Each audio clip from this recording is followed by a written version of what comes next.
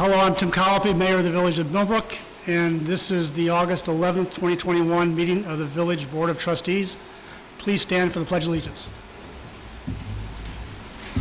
I pledge allegiance to the flag of the United States of America and to the republic for which it stands, one nation, under God, indivisible, with liberty and justice for all. Thank you. Sarah, could you do a roll call for the trustees? And then Yes, please sir. turn on your microphones. Mayor Colopy, Here. Deputy Mayor Herzog, Here. Trustee Contino, here. Trustee Arbogast, here. And Trustee Anson, here. Okay, thank you. So we are videotaping this meeting. It'll be posted on our website within a few days. Starting the next meeting, we've got a new video audio system that's coming in. So Sarah, can you just give us an overview of what that's going to be? Sure, it's from Logitech, and it's actually it's a video system that could actually go to Zoom, and it has speakers, so it's all in one: audio, video, everything you need. It doesn't make coffee though, but you know that's okay. But I think it's going to be a good quality, and Yeah, it's supposed to have a lot more capabilities in terms of intelligently focusing on who are speaking. Correct. And muting out all the extraneous noise. Correct. So we hope that the audio will be significantly improved with the next meeting. Yes, sir. Okay, good. Thank you for that. First off, I need to announce the fact that Deputy Mayor Herzog is now 71 years old today. Yeah, happy birthday. He doesn't look a day under 75 to me, but anyway. Okay, so the agenda and some copies of the charts are over on the table if you want to get that. If you want to follow online, these charts are all posted on the village website under the Zoom link. You can follow that way as well on your phone, or if you're at home, your laptop. I'll go to the agenda. First off, just remind everyone to silence your cell phone. That always means me. Hang on. Okay, good. I'm all silenced. Okay, so the agenda, we're going to start off with some administrative business. So the first item I've got on there is the COVID safety protocols during the board meetings. So, as you all know, the rate of positivity in Dutchess County is now up to 4%, which is significantly above the 0.2% we were at about 2 months ago. Although it's below the 9% we were at back in January. So we are definitely trending in the wrong direction. And I'm concerned that we make sure that during these board meetings we take all precautions necessary to be safe, which means 6-foot spacing, please, unless you are a family member. If you wish to mask, you are more than welcome to do that. I would hope that those of you who aren't vaccinated do mask, but there's no mandate being given there. And that's basically all I want to do. We've moved here because we can space out better in the firehouse, because we have better ventilation here, and because we can now really accomplish all we did before, but with just a much more open environment. Does the board have any comments or questions about the COVID discussion? No, not really. Are you all comfortable with this, Leslie? Buffy? Comment? I mean, I think that if we're going to hopefully get Zoom Live or something, we'd have the option, if we didn't want to be in person, to be able to attend the meetings but via Zoom. Just because the numbers are going up, and people who are double vaccinated are getting the Right. Delta variant and Yep. so forth. So just because you're vaccinated doesn't mean that you're actually safe. Okay. So we just have to consider that. All right, so between now and next time when we actually institute the new system, we'll have a discussion about how we can give options to the board members if they want to do remote.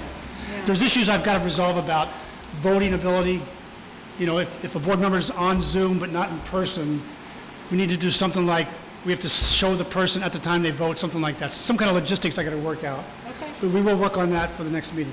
Right. Are you okay with doing this today? Oh, yeah, absolutely. Okay, fine. I just think that we should have options in case the numbers keep going up Yep, and so forth. absolutely. So- And the trend is definitely not in the right direction. Right. Any questions or concerns from the audience about this? Okay, let's be safe. Yes, Kevin? Can you go there, just because no one will be able to hear you unless you go to the speaker? And make sure it's turned on.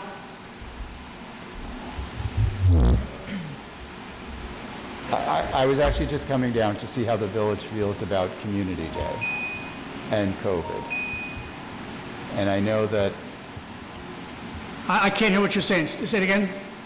I just came down to find out how you all feel about having Community Day with the numbers rising, with the number of COVID patients in the area. Actually, that's a good topic. It was right next on my list of things I wrote in on top of the Okay. agenda. So the point is, Community Day is September 18th, September 18th. currently scheduled for such. And there are certain businesses that order food and anticipate of a good day there. So you need to give some level of headlights. And so I guess the question to the board and also then to the general public is, any concerns about Community Day that we're planning for September 18th? Part of me says, I wish we could wait as long as possible. And then I guess the question to you is, when can we wait until to decide? Well, the reason why we need to know sooner than later is because there are a number of people that need to order extra food. Right. You know, we don't, Cary Institute can set up a table, you know, overnight, but for the VFW or for the Baptist church or even the restaurants, need to know ahead of time. And I will say that I have several events on the calendar for that particular weekend, and several of them are already considering canceling Yeah. because of the numbers. And Kevin and I discussed Community Day because I'm on the MBA board with him, and you are bringing an unknown population into our community, and you know, it's just the unknown, unfortunately. So. But it is predominantly an outdoor event, correct? it's an outdoor event, but it's still possible It's still possible. outdoors. Is there a possibility, because we normally have one meeting a month, because we can deal with most of the topics we need to at this first meeting, but would the end of the month, like the fourth Wednesday, be too late, do you Mike, feel? I'm sorry, I can't hear. He's asking if the fourth Wednesday of the month or something close to the end of August would be a time for us to come back together again as a board and have the same discussion. Well, at least have a decision, is what I'm saying. In other words, without putting the businesses in a precarious position, but giving them the time to see what direction this seems to be going, would you think that would be a reasonable, a reasonable time or a little late? The fourth Wednesday of the month, which will give When do we them- usually start advertising? I'm sorry? When do we start advertising for Well, that? that's what we're also doing. We're working on all the posters, and, you know, So that costs money if you're going to cancel that and costs so money forth. as well, Yeah. yes. Vicki? Kevin, what's the sense of the businesses on this? I'm sorry, I can't. What do the businesses say? What is their Well, opinion? I've only talked to a few so far, and I'm getting mixed, but it's leaning towards maybe we shouldn't do it. Okay. But I've not spoken to everyone yet. And everybody is just saying, keep me in the loop.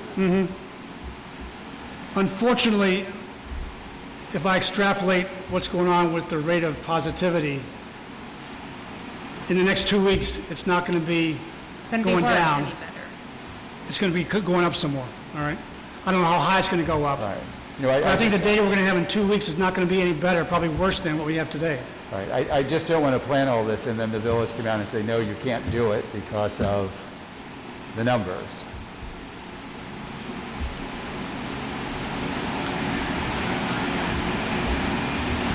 Have you had a lot of feedback from the businesses that say that they are really looking forward to this in terms of the idea that they've been, getting extra inventory to sell? They're, really looking to get this day as a day to kind of get the community back and together?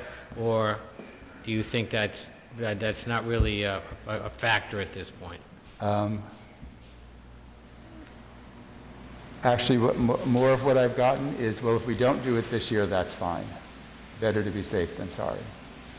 Because I'm not really hearing everything that you're saying, so I'm not sure if that's answering your He's question. asking what you've heard from the businesses. Yeah. And you answered that question. Yeah. No one has said, oh, you have to do it. We need to do it. I mean, overall, I don't think it's a huge day for the actual businesses because people are out on the street and there's a lot more going on. I mean, Deirdre, you can maybe answer some of this too. Like for me, it's not one of my biggest, like Saturday is my biggest day and it's not usually that busy because there's so much else going on the street. People pop in to get a coffee, but they go out and they get something from the Baptist church or the VFW or something like that. I think it's just really a way for businesses to connect with the community and people to come out and, you know, have something to look forward to as, you know, as far as being a part of the community. So, I mean, we don't bring in any extra stuff. I know you don't really have to order any type of food until, you know, a good week before and so forth, but people need to plan. Right. And there's a lot of volunteers for a lot of these organizations that come out. So I think those are some of the concerns. Right, like the Baptist church, I put a call in, but I've not heard back from them. I don't know if I have the right number at the church. I don't know if anybody's there in the office.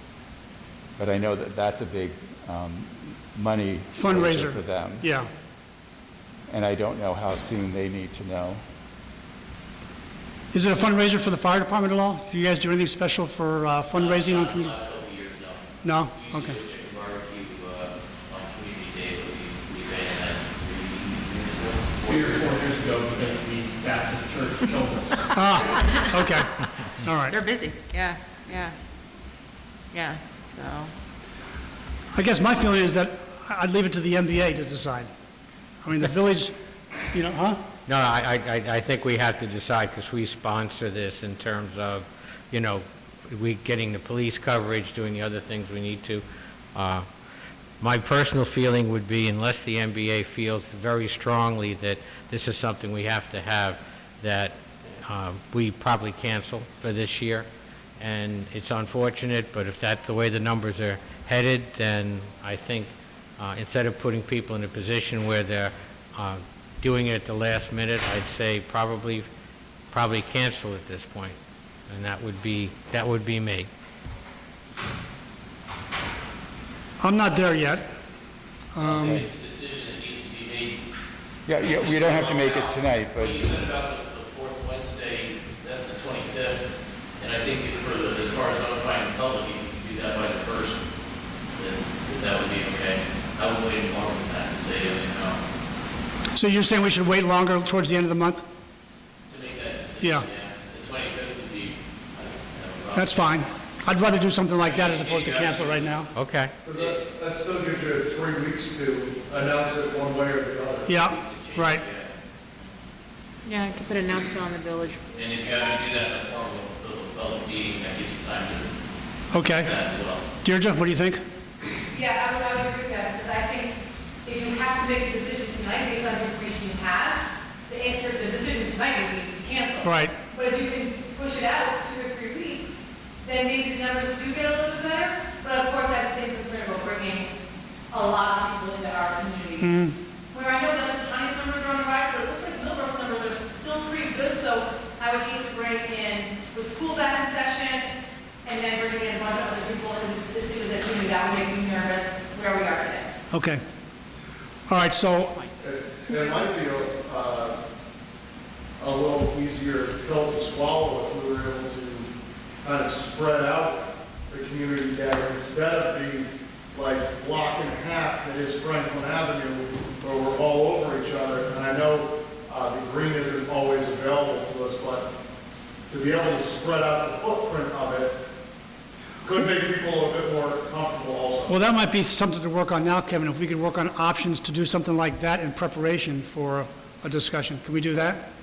Like, how would we do that? well, right And along the now, blue circuit. it goes from Front Street up to Friendly. It's not a block and a half, but yes, you're right, if we could spread it out. But whenever they would spread it out and take it up to the Thorne Building, no one went to that Right, direction. yeah. Everybody stayed in the central part only. Or come this way. Well, that's true too, use the yeah. green, but, Around the corner, yeah. well, one thing that the rec department was thinking was doing an obstacle course on the green, but we have to get permission for that. Sure.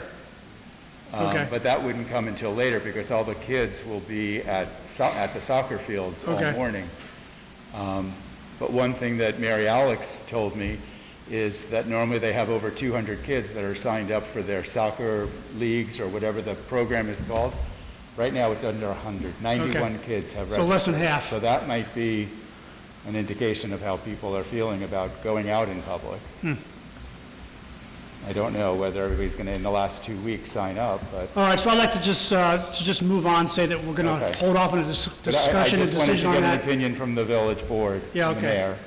It may then require us to have a second meeting this month, but let us chew on it a little bit, we'll let you know, all right? Whether it's a meeting or if you could do it by email. so Yeah, we right. don't have to. Yeah, I'll figure out what's the most Whether you want to poll the board. efficient way to do it. Poll the board, or Yeah. have a meeting for just that one So I would just purpose. like all of the trustees to keep their hand on the pulse of the public, get feedback that you can, find the pros and the cons, and then let's use that as part of the database we use to decide. And of course, all of you guys, especially the business owners, to just whatever feedback you want to give us. Okay, good. Yeah, because we don't want to do all this work and then you all say, oh, no, you can't. do Right, that. I So, agree. Okay, all good. right. Thanks, Kevin. Thank you, thank you. All right, next item is the minutes approval. So Sarah sent out the minutes from the last meeting on the 14th, and you all should have had the minutes from the previous meeting on the 9th, right? So we didn't approve those last time. So have you had a chance to review the minutes from the, let's say, the June 9th meeting? Everyone had a chance to review those minutes? Yes. Any changes, corrections required? Can I get a motion to approve those minutes? I'll make the In motion. a second? Second. All those in favor? Aye. Thank you. Now, the July 14th minutes just came out a few moments ago. Everybody have a chance to look at those? Yes. Yes. Any questions or adjustments to be made? Can I get a motion to accept those minutes? A motion. In a second? I'll second. All those in favor? Aye. All right, thank you. Can I ask a question? Do I vote on that? I wasn't at the meeting. If you reviewed the minutes, It's, okay. yeah, you can. Aye. Yeah. We won't hang you for not knowing, being at the meeting. All right, next is the voucher approval. Let's go to the chart. First, the summary. So here's the totals for the month through August 11th for the general fund, $157,870. For the water fund, $33,888. In the sewer fund, $18,729. There's a separate voucher page for payments we made at the start of, or the end of last month. For the oil spill, our annual payment for the oil spill, we're doing that 20-year bond payback. And of that, about $50,000 a year is the principal, and the other $9,000 is interest. So that was a payment of $59,000 for the oil spill. And for the new dump truck, the annual payment of $24,393 is also a combination of the principal plus interest. All those numbers are already in the budget we approved back in April. Okay? Can I get a motion to accept the voucher totals as provided on this chart? I'll make that In a motion. second? A second. All those in favor? Aye. Thank you. Now, I have from Nicole the summary table of the vouchers. It's actually two tables. There's the first page is the top $210,000 total for the general water and sewer fund. And then there's a second page that includes the annual bond and principal and interest payments for the oil spill and the dump truck. So I review these and assign mine. Anyone who wants to see the details has to go to the village and sign off those vouchers one by one. If you want to look at the summary and sign, you're welcome to look at this. Anyone want to look at the summary? No? Vicki? Okay. She sent you the email, I think, also of this summary, right? So your option is to review the summary and sign the summary page and get it back to Nicole either electronically or by hand, or to go into the office and sign the vouchers individual one by one. Okay, your choice. Yeah, I did that this afternoon, so. Okay. Okay, the next item is asset management, and I'd like trustee Contino to take the lead on this discussion. As the department heads may know, because we sent it out by email, Mayor Colopy, Clerk Witt, and I finalized the format of the asset management inventory spreadsheet. We're asking basically that you list any items that cost at least $5,000 and have 5 years of useful life, and indicate the condition of those items, what year you expect them to go kaput. And in that way, we'll start having a record when we do the budget so that we can better plan the financing of these larger items. These larger items are probably not anything that you typically budget to your contractual expenses or your equipment budget year to year. It's stuff that you buy periodically. So, and as I think I've said at prior meetings, by having this kind of data available every year for us to look at, we can better plan whether we should pursue funding at the state or federal or local level, what kind of financing might be available and what that would cost, or put reserves aside to pay for these things. So I think we said we're giving you till the end of September, at least for the first cut, and hopefully we'll have something that's very workable and that you will also find useful by the end of the year. Good. Now, any questions from the trustees about what's going on here? I think you all saw the email. You okay with that? So, anybody in the audience, especially those department heads, any questions or comments about what we're trying to accomplish here? This all emanated from the firehouse roof fiasco that we had to recover from. But the idea is to just get ahead of the curve here. So, everybody's on board with this?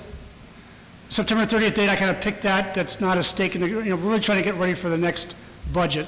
But I would like to get an early look-see in terms of what we're talking about. And just to add to what Vicki said, hopefully we can find opportunities to actually consolidate, combine some of the needs, and go and get some kind of grant funding. Right. I mean, the bottom line, the long-term goal is saving taxpayers' money. Right.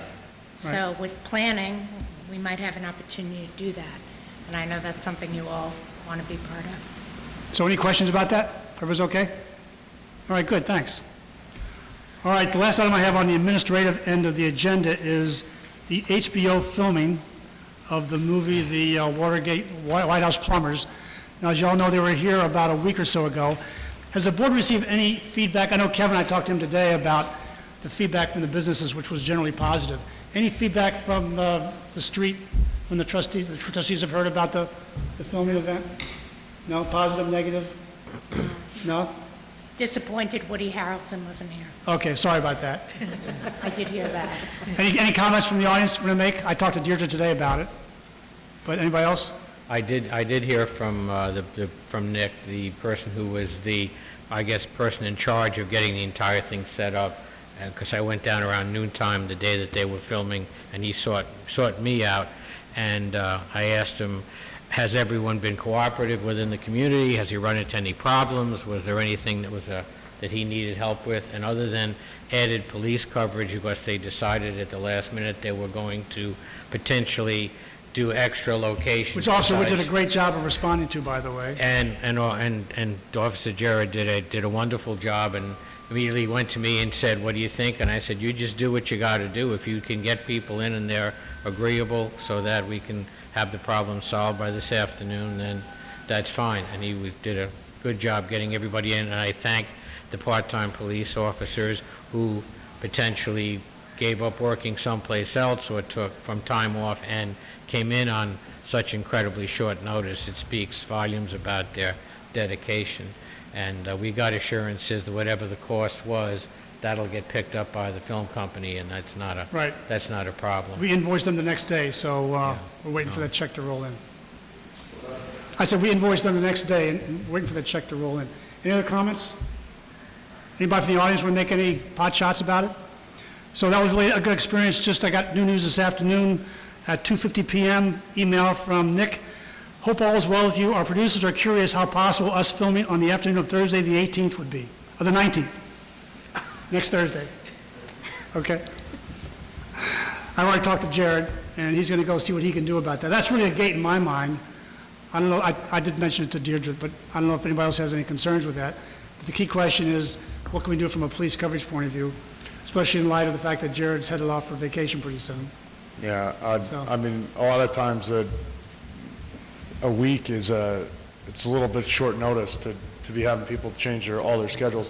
And it's just, I think it's something that we need to address in the public assembly and/or create a filming policy at the village level so that we need X number of days ahead of time to provide proper coverage for this. Whether it's just a regular public assembly or something as complicated as this filming. Yeah. It needs to be addressed either to create that filming policy or add the language into the current public assembly. It's quite possible we can muster the troops for it, but Yeah, let's face it, we're learning. I mean, the first time through, we just gave them, a price per hour for the police, and after they canceled it twice, which, by the way, meant a couple times officers canceled their other job to be here serving us, and then found out they had no work. Right. And so therefore, I put on the last set of conditions a penalty clause that said if you, schedule it for a date and then cancel that date, we're going to charge $1,000 to reimburse the officers who were supposed to have been on duty and get paid for that. Okay? So we did that. We also added an equipment charge for the use of vehicles and also the officers being, manning the base. So we're learning as we're going. And so we'll get smarter every time.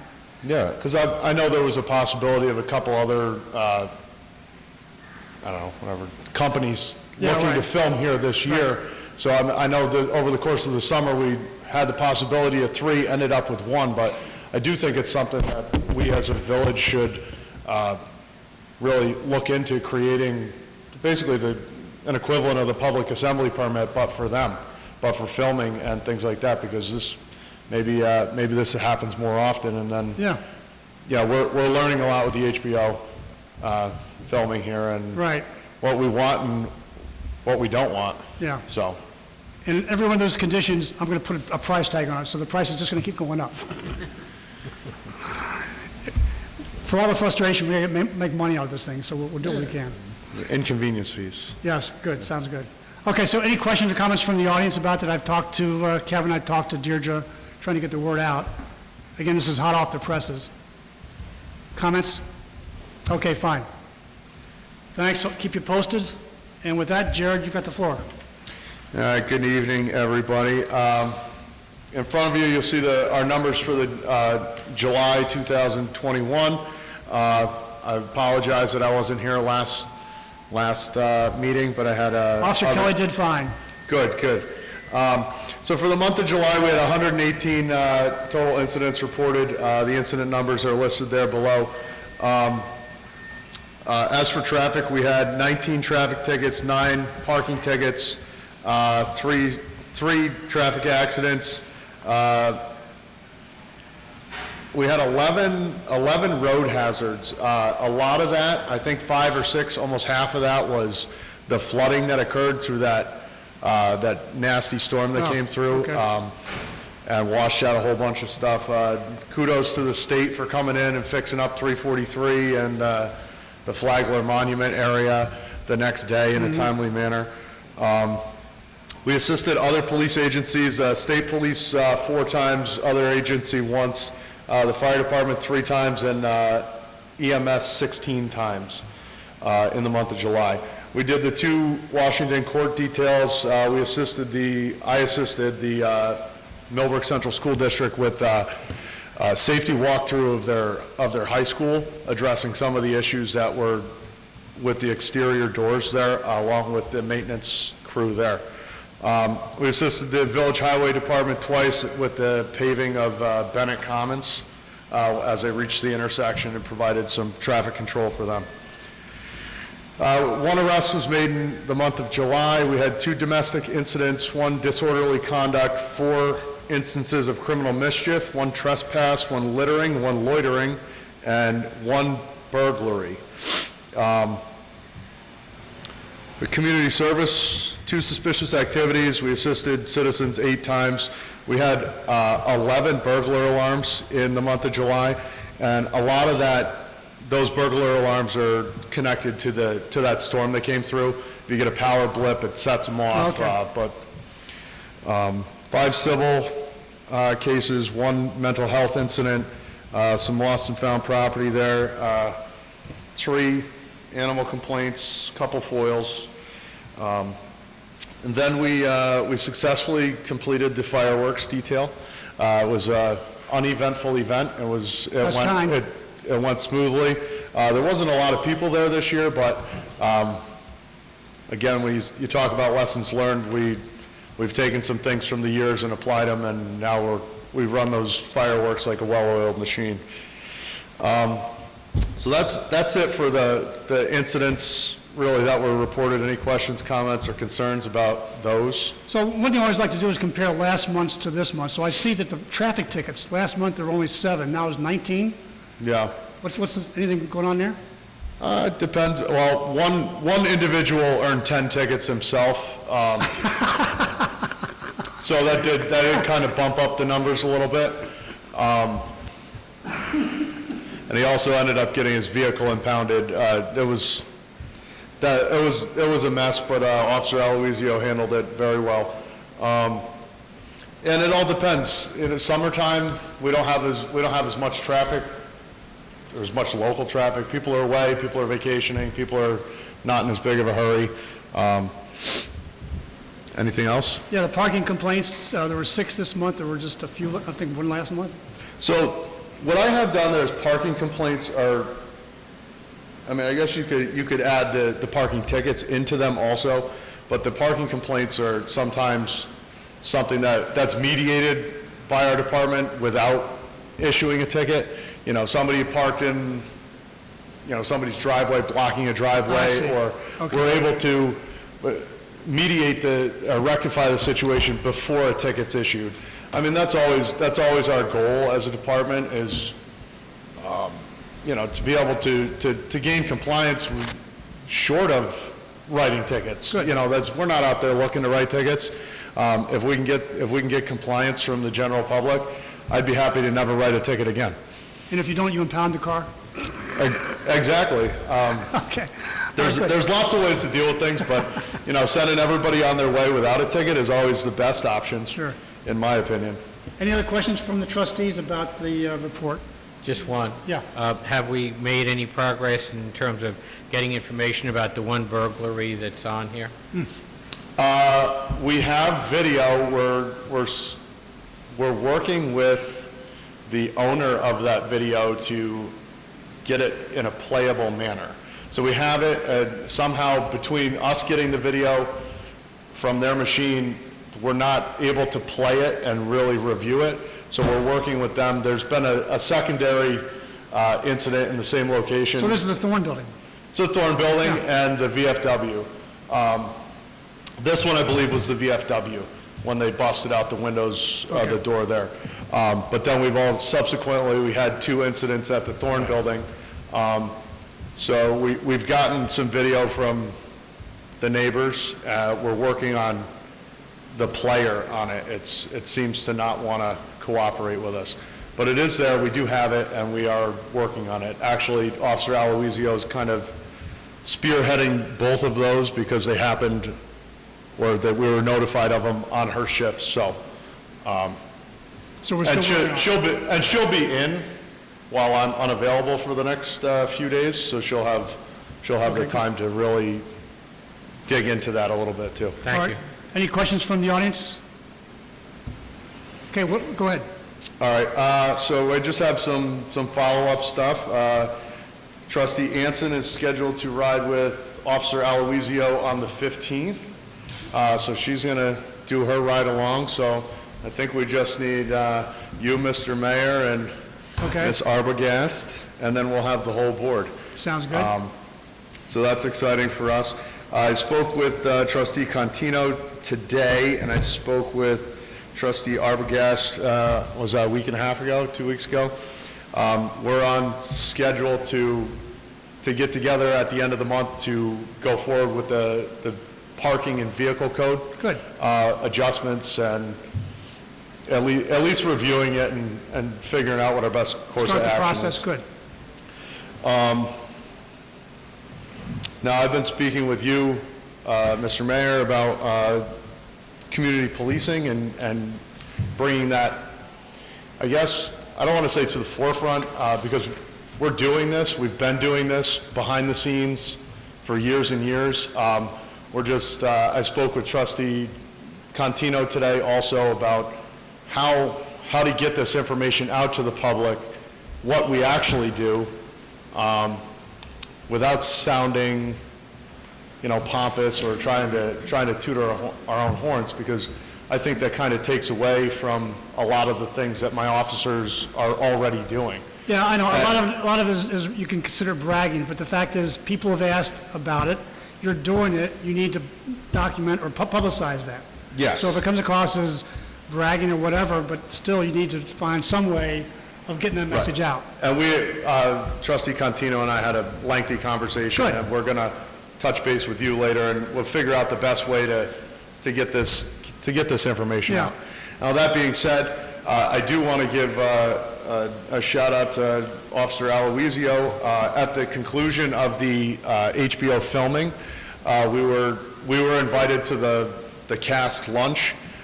They had prepared 250 or 300 meals for the cast, and only had about half or less show up to partake in it. So as they were wrapping up the lunchtime, they're getting ready to throw out all the food. Officer Aloisio made a call and was able to get all that leftover food donated to Hope on a Mission. It's a homeless shelter in the city Nice. of Poughkeepsie.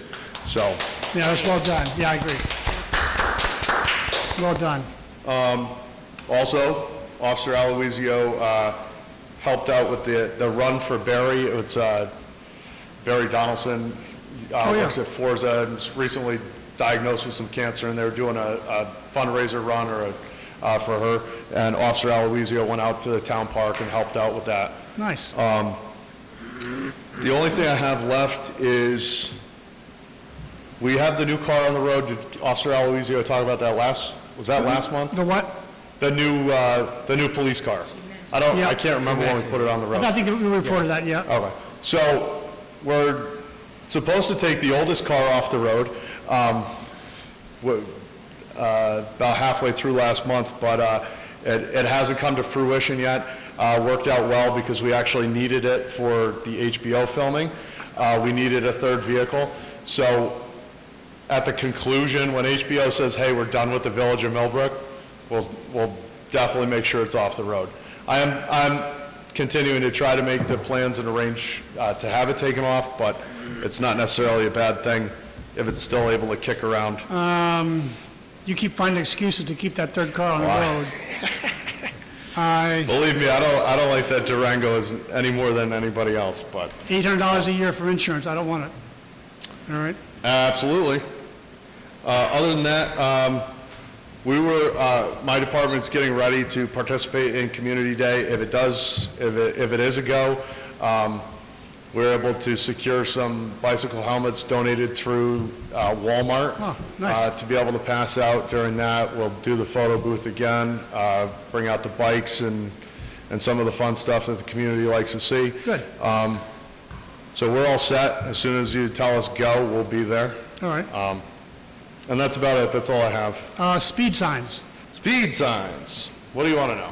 So the proposal is that we purchase 2 speed signs, total $5,000, that we can post throughout the village, or post at various spots in the village, that would report the speed, have some kind of statement about slow down, whatever, but also record the speed of vehicles that go by.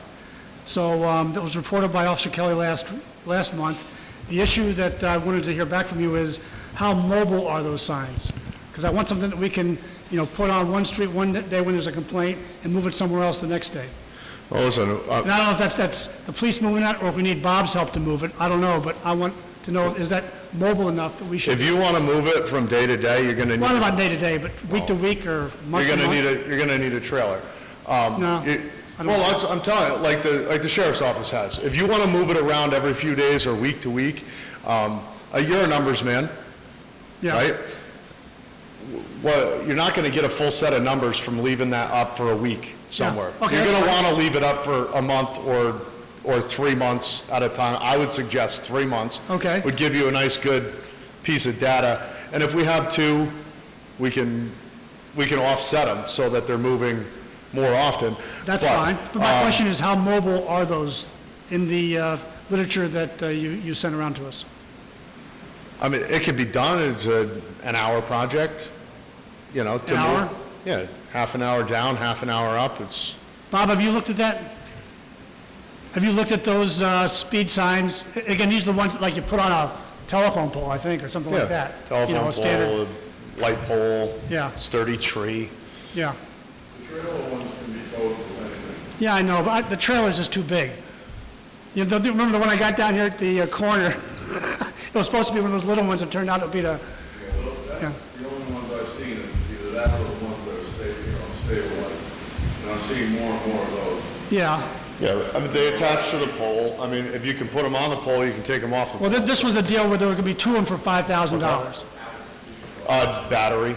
It's you charge batteries in the station, and it's, no, it's, not Solar. subsidized, what is it? Isn't it a solar assist? I thought that's what- Yeah, a solar assist. It's a solar yeah. assist to a So, battery, yeah.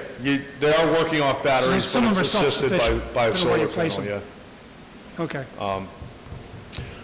I just, we have them down in Orange County at my, where I work part-time, and we have them in one location for anywhere from 3 to 6 months. Who moves them? The police department. The police can move them. Well, the police chief, who doesn't work the road and do everything else like I do. I see, okay. You know, so, What I'd like to have something that the police could do it, that we could ask Bob's team to do it. Huh? I imagine, sir, it's a two-man job, so, and It's there's. a 2-man job.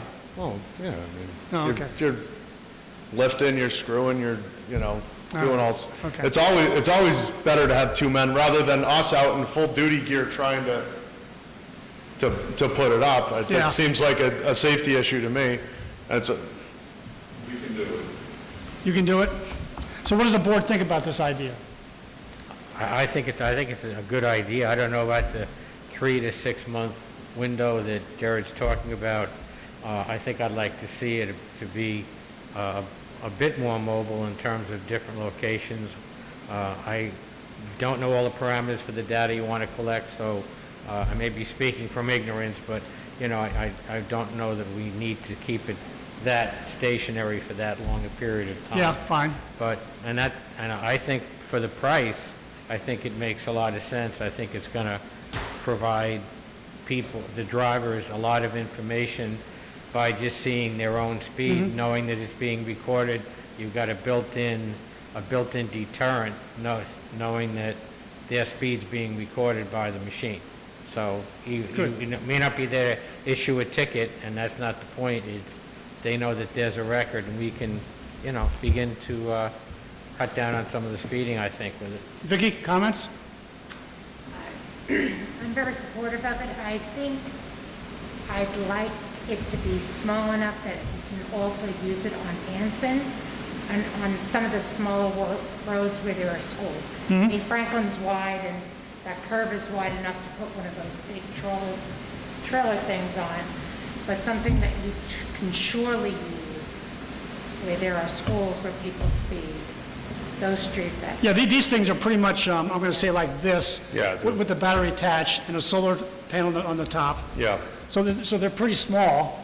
That was, and this was one of the points that I made, is there's portions of roads in this village that we can't effectively run radar on because they're so small, Right. or they're so narrow, or the bend in the road, or things like that. And this would be a way to advise the public, hey, look, you are going too fast. Yeah. And then be able to, you know, glean some data from it later to find Right. out if there's actually an issue. The other benefit to these with the nice big light-up display is we can cut down on some of the civilian complaints about speeding on Right. these roads. Because our village speed limit is 30 miles an hour. I don't know if anyone's ever tried to drive 30 miles an hour down Merritt Avenue. It's nearly impossible. It's a lot easier now since it's been paved. Correct.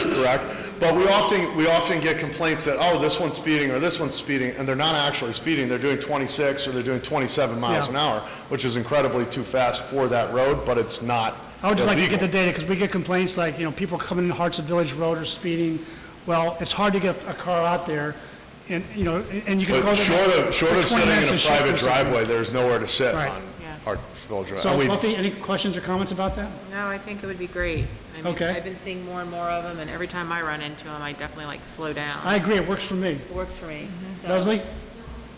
So my thought was, we would buy these $5,000 using money from the consolidated trust funds that we have. The $43,000, we put together those three funds. I think this is in the category where we're improving the quality of the village, and I think this fits in the category. Any comments about that? I think it's money well spent, and when anytime we can make a purchase like this and not have to go off budget, so to speak, and take it from another department or from another area, I think that's a plus, so I'd say yes. Any comments from the public about this? Other than Bob, who have to be help? Thanks, Bob. No, it's going to add to your list of to-dos when we're going to move a sign. Okay, good. I'm glad you said that. Anybody else? No? You want to make a motion? Just one more thing I want to ask. Okay. Is there a money back? Oh, go ahead. You do have to remember, we have to find the poles that they'll fit on. Yes, I understand. They just can't go anywhere, they're gonna have to go where the pole. All right. Can you order some poles?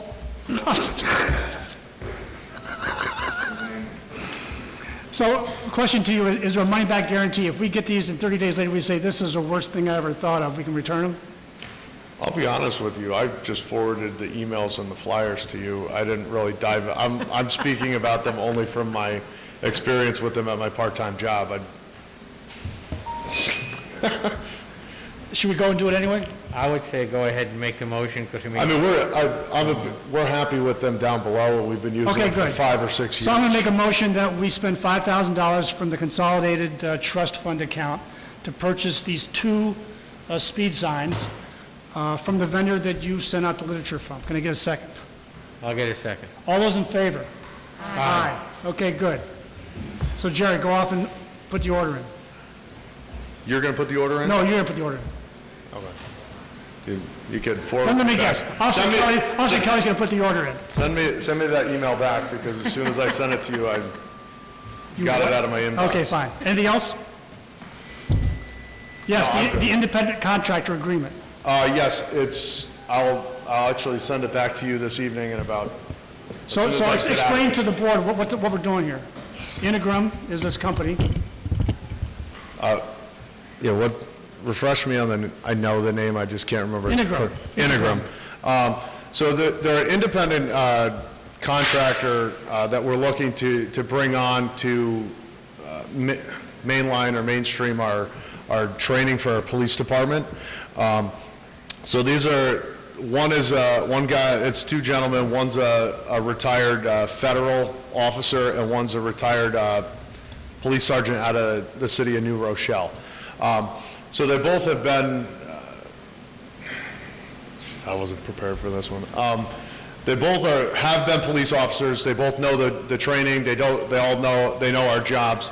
Right now, they are seeking to have an affiliation with the Village of Millbrook with their company, which would allow them to continue to take training courses offered by DCJS, which is the Department of Criminal Justice Services. So in order for them to take these courses through DCJS, they have to be affiliated with a police department. In exchange for an affiliation with the Village of Millbrook Police Department, they would offer us training programs for free or at no cost, or that's the benefit, the trade-off from the affiliation. Therefore, the village would only be putting out of pocket the hourly salary for the officers to attend the training. So it's not Any like... materials like shells, if you went to... Right, which is all things that we'd have to be paying for any of the trainings anyway. So normally, you're paying for your officers to attend, you're paying for the materials that you use, whether it's bullets or whatever, and then most of the time, you're paying for the course on top of it. So an affiliation with Integrum Training will allow them to take the courses that we need and at no cost to us, and due to the village and their affiliation allowing them to take those courses, they're going to in turn offer those courses to us at no charge. So a contract was submitted to me, we gave it to Ian, who went through it and redlined the living daylights out of it. We put all those changes in there, and so the offer is for us to go sign that contract, return it back to them. Is there any questions from the boards about, I know Mike had some concerns about liabilities? I just wanted to be clear on what the affiliation actually meant. In other words, if we're sponsoring them, are we taking on any kind of liability risk or any other kind of risk in association with them? And if the answer is no, then I don't see a downside to it. But I just wanted to make sure, and Ian, you'd be the only one who would be able to, that or Mary Liberatore from the insurance agency would be able to. Yeah, it's addressed in the contract. Right. Well, it's addressed as it says that there is no liability by the village, right? It's pretty specific. And they have, they're required to indemnify you. Right. For our protection. Right. So I guess what I've heard from Ian is I think we are covered. And I think that's what we pay him to do, to make sure we're protected. And I think by his redlining response to the contract, I think we are covered. Right? All right? Okay, that's fine. Any other questions or concerns from the trustees about us engaging in this contract? Buffy? No? I think it's a win-win. I think it's a great way for I like us to stretch our training budget. free training budget Yeah. options. So Yeah. that's why I'm really encouraged by it. And so we'll proceed then, all right? Okay. Okay, good. All right, Thanks. Anything else? Anything else for Officer Witt before he heads out? Thank you. Thank you. Okay, fire and rescue.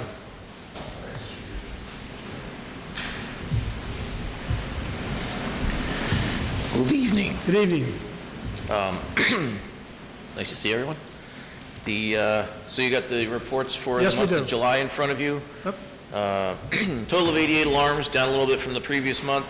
17 automatic alarms, 57 EMS calls, 3 motor vehicle accidents, 1 flooding condition, which I believe was over here on Franklin Avenue somewhere. 7 wires down calls. That was again due to the storms that Jared mentioned that came through in the middle of the month, two separate incidents, and 2 carbon monoxide alarms. Those are both related to the storms also. Neither one actually resulted in a So carbon false monoxide alarms? condition. Yeah, they were okay. false alarms because Okay. of the storm, yep. The NDP paid unit responded 51 times, the volunteer ambulance responded 7, and members responded 28 times to assist NDP. We had mutual aid, we went mutual aid to another company once for fire and 11 times for EMS, and mutual aid received 1 time for fire for us and 3 times for EMS. So, busy month, but not as bad as last month. Yeah. Questions for Ted? Just one question. I know that in the past that the Fitch horse trials that went on, we usually had an ambulance there during the horse trials themselves. Is that going to put any kind of, do we have enough coverage through the volunteers as well as through NDP, or is that going to require extra coverage from NDP? The make that happen? Fitch's trials are not in progress anymore. They ended. They're not conducting those. And they're not being conducting that arranged event anymore. Okay. Last All right. year, they didn't last year, did they? Yeah, 2 years ago was the last Yeah. one. Yeah. Okay. So there is still a Millbrook horse trial, which I believe was last week. That was last weekend. Yeah, it's in Stanfordville. Yeah. It's not in Millbrook. They're just Okay. using the name. So we don't have any kind of responsibility for covering that as we have in the past, No, obviously. no, we don't have Okay. anything coming up that we're We also expecting don't get that coverage nice issues. donation from them towards the, That's unfortunate. That's no longer the case, Yeah. but, they opted not to hold the event anymore. so. right. Okay, thank you. Any update on the roof? Matt we'll talk about that. Oh, that's got it, okay, fine. Yeah, that's more his bailiwick than mine. I'll update you on, I mentioned a couple months ago that we were looking into a UTV off-road vehicle. Oh, yeah. That has been completed being built. We're supposed to pick it up Friday, and we're just waiting for the trailer that it'll house it. And this was funded by, how is this funded? Donations. Donations? Yep. Okay. We received in fact, we received a single donation from an anonymous source, anonymous benefactor that paid for the bulk of it. Very nice. So. Wow. We Okay, didn't, great. the company's not going to have to expend much in the way of funds. Okay. So, Any questions for Ted? Thanks. thank you. Thank you. Matt? Matt will give us the lowdown on the inspection report. I'm just busting you. The roof. All right, the roof. Good. We are actually bringing Ed Lodi on board Okay. to assist us with going over everything because, we don't know exactly what we're doing. So we met with Ed yesterday, and then again, we're going to meet with him again on this Friday and sign contracts and stuff. And he's going to spearhead and do all the legwork for us. Okay, good. He's going to write out the proposal, the bid proposal. He's going to contact Sarah in regards to that, and then handle everything. So, starting probably next week, we'll get the ball rolling. We'll do up the contract that we want with the village board That's fine. to sign Yep. up before we, This goes back to the 4-year repayment agreement Right. we made at the budget time. Everybody remembers that? Okay. Fine. just so in case, there's a change in 4 years. Sure. Everybody knows that, this is what was decided on Yeah. from the village. Now, with engaging Ed Lodi, so you have a contract now with Ed? We to will put on together this Friday. plan, and then it'll be a contract with whoever you decide to go with. Correct. And then you'll be following our procurement process to make sure you get the appropriate number of, bids back, that kind of a thing, right? Correct. Okay. And you work with Sarah to get that done. Great. Okay. What else? That's all I have. Okay. And then you still want me to come back on the inspection report? Correct. Okay, good. I mean, we do have a full year, but, No, I like to get it down and then have it documented. trying to get contractors here to do the work. Do that first. I agree. Prioritize it. Yeah, just don't forget me. No, I won't. Okay, good. Thanks.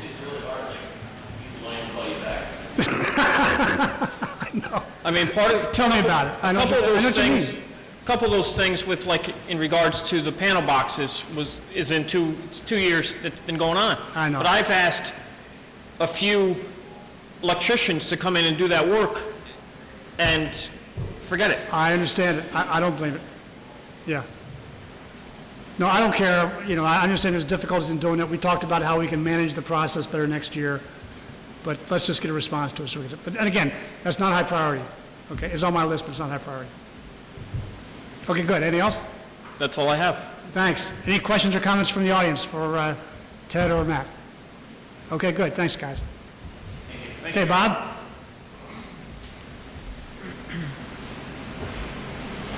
Okay, sorry I was late, but something came up or down. Tell us. You want to look at it? Tell the board about it, what it was. Oh, I got a call that a limb from a tree that should have been taken down a long time ago fell on a woman's property, and she called me directly. I don't know how she even got my number, but it was good she did, and we're going to take that tree down. This was one that Central Hudson wanted to take down from the get-go, but some people objected to it, so. This goes back to many years ago when Central Hudson came in and put in those new telephone poles. And every time there's a tree in the way, they just cut the tree off. Yeah. Right? And some trees, they evidently just cut half of it per some people's request, I guess. Yeah. And now those trees are starting to give us Exactly. Yep. reliability problems. Well, and now we have to pay So when you for said it. this was a branch that required chainsaws and Yeah, no, it was. the front end she had- loader. She told me later on that normally she parks her car there. Wow. She had pulled it up for some reason, She was very lucky. and it would have, yeah, that would have taken the car out. So thanks to you and to Darren for coming out on last Yeah, minute like not that a to take care of that. Okay. We repaired a catch basin on Washington Avenue, rebuilt a catch basin on Anson, and repaired another catch basin on Fountain Place. Trimmed bushes back on Church Street, Harts Village Road, and Linden Lane. These were all trees that, bushes that were obstructing vision and pathways for people walking. We cut and dug out the water main repair on Valley Farm in prep for paving, and then did pave the repair on the corner of Valley Farm. We killed several village streets, and that's a continuing process. We did cleanup from rainstorms, picking up brush, cleaning off catch basins, cleaning out drainage ditches, and removing loose gravel. We paved around the water shutoff valve repair on Reservoir Drive, removed a fallen tree from the jailhouse roof at the village garage. There is a small repair that will be needed to be done.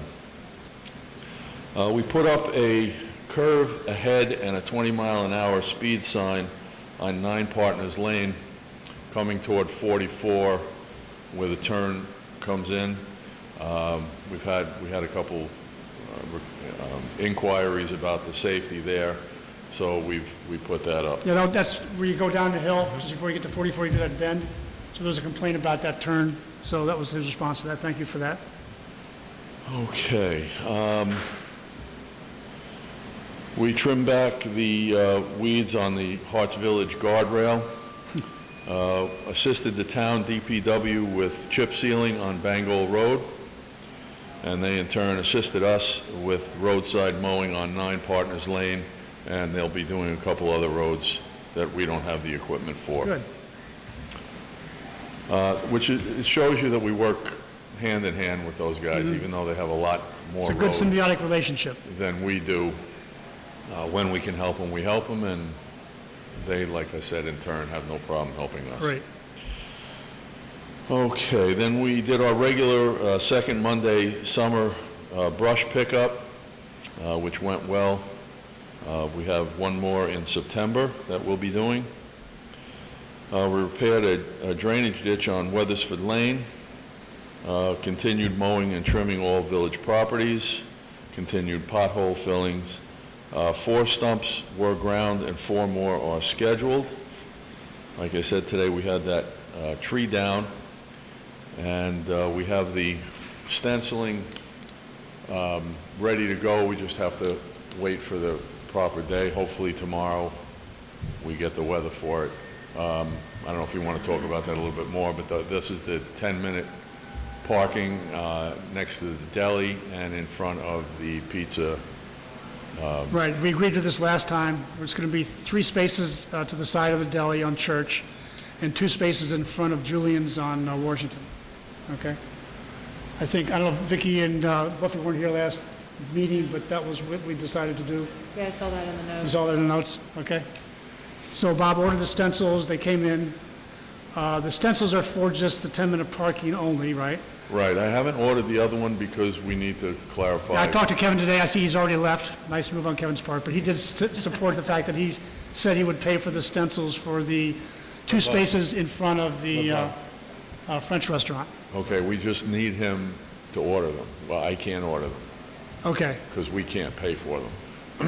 We can't get reimbursed by Kevin. All right, he so can has you to- contact him, or should I contact Kevin and tell Yeah, him? you can contact him. I can give you the information, or if he wants to, I mean, I can order him if I have a credit card. But I can't, there's no other way to do Can it. you send me the information, I'll forward it on to him? Yeah. All right, let's do it that The way. company that, I've already spoken to him, the company that does it, and I Good. told him that he'd be probably getting a call from a private citizen. All right, fine. And just treat it like, And the details you have in terms of specific what we want the wording to say, yes, it'll be the same format as the 10-minute parking? yes, Okay, good. So you send it to me and I'll forward it on to Kevin, sure. okay? One other thing, the lighting in the village, I kind of took it upon myself today, and I spoke to the representatives from Central Hudson. Great, who- thank you. Who has not spoken to anybody else, apparently. Oh, well, So he told me pretty much that they don't do what we need them to do anymore. And he's been getting calls from many, many people to get markouts and things like that, and they no longer have the equipment. Central Hudson is not in a good state, let's put it that way. And trying to get something done is very difficult. So, but he was very helpful. He gave me a contact. It's a private company that does do the marking out and can find where the breaks might be. Well, let's do it. We got to get this fixed. These So lights have been on for I'll months. call them tomorrow. Okay. He even went as far as to say, hey, call me back and let me know because I've been giving this number to other people and hopefully this guy's doing what he's supposed to. You know, back when we got 7 lights of these, these decorative lights we have along this Franklin Avenue. They've been out for like easily 3 months. Some have been out since last year. And, we can't get anybody to pay attention to get this thing fixed. I mean, we can call, we can call Dig Safety to mark it out, but you'd have red lines everywhere, and trying to describe what we're looking to do is just too difficult. Because they won't meet you, they'll just go out and do it, and then you'll have you'll have everybody doing it, you know? Okay. So I'm going to try this company, and hopefully that'll work. If not, then we have to go with Dig Safety to come out, and maybe I can meet them before they do it. But All right, so just keep me posted about how much this is going to cost. For them to go out and do their diagnostics is the first step, right? Yeah. And then we're going to talk about how we're going to get these lines out and redo them. Yeah, it's become, they once we took them over,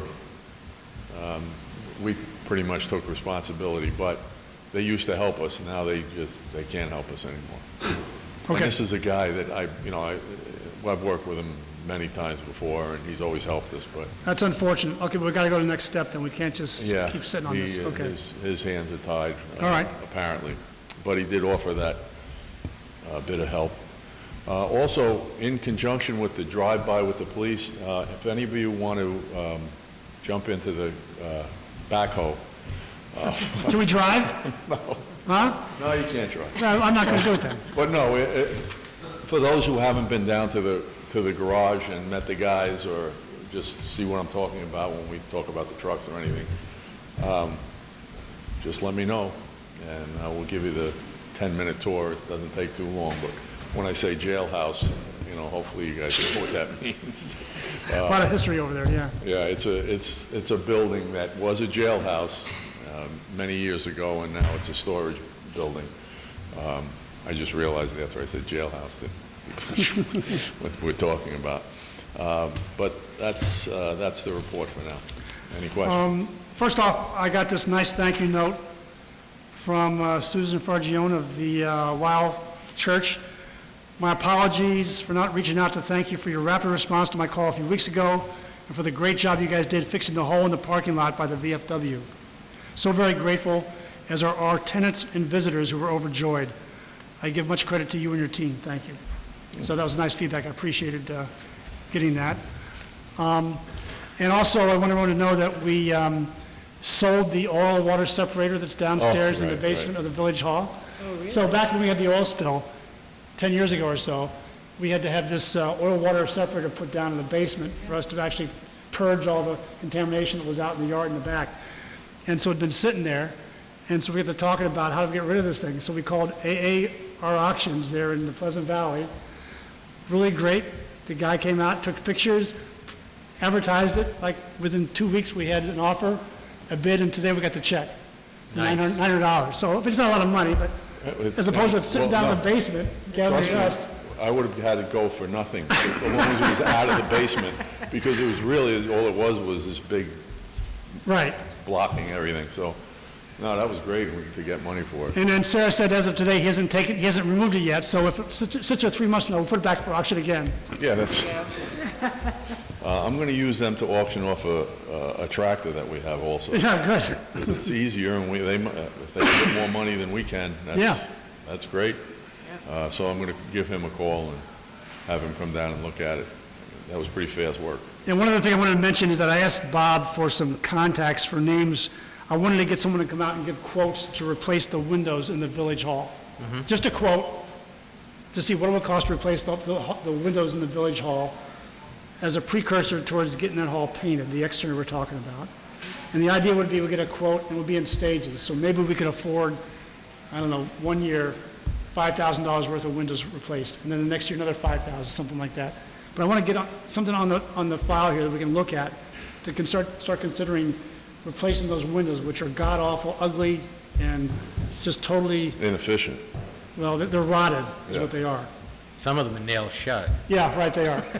Any questions about that, as far as the mindset, which is, I want to start fixing up that village hall, starting with the outside?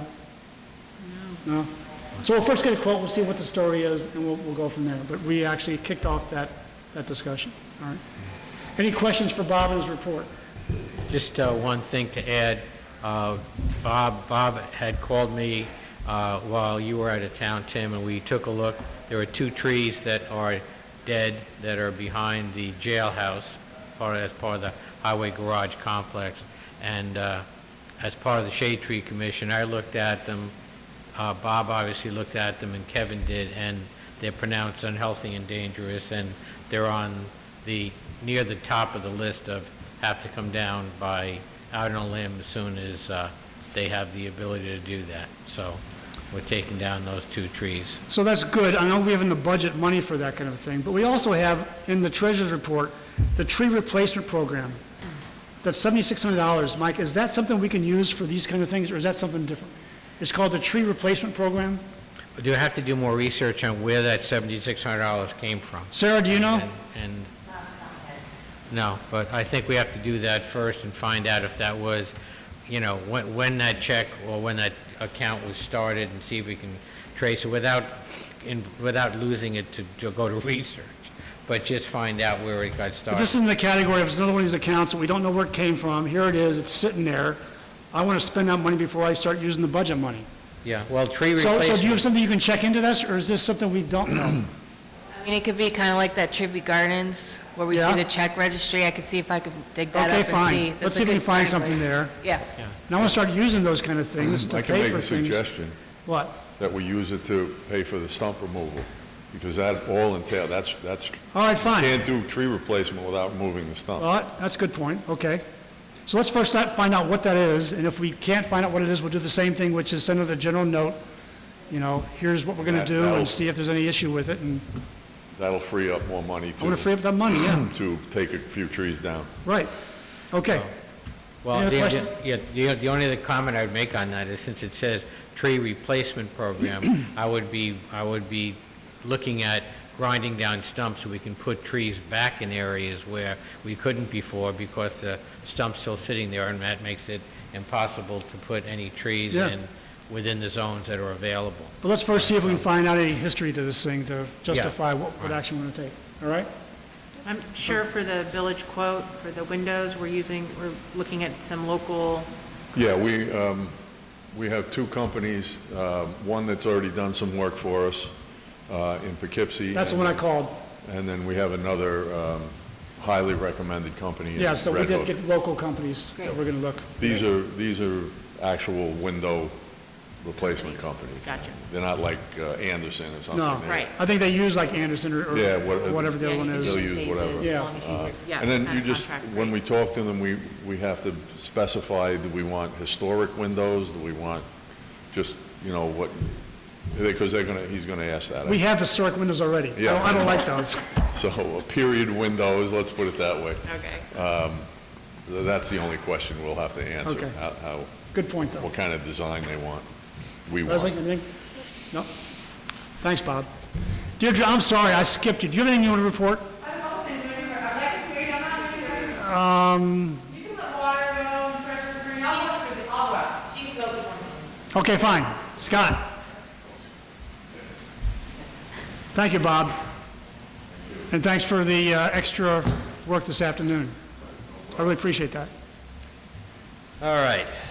For the month of July, for the water, we produced 5,026,400 gallons. Average daily flow is 162,100 gallons. Performed all monthly maintenance and sampling. We tested valve operation in selected areas. Had to remove another fire hydrant from service, Church and Manzi.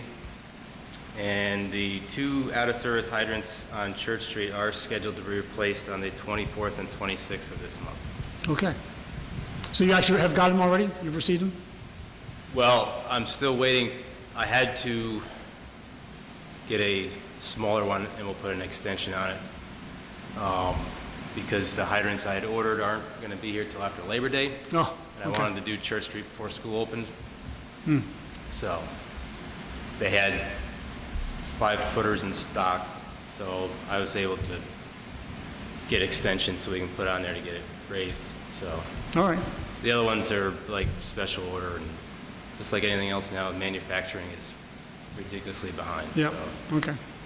I didn't want to wait till September and then have them say, well, they're not going to be here till November. So All right, good. we'll get it. So you have a plan this year to replace how many hydrants? Well, my plan is to replace all the ones that are out of service, so that's 5. 5, okay. And my goal is to do more than that. That would require some of these to come in September.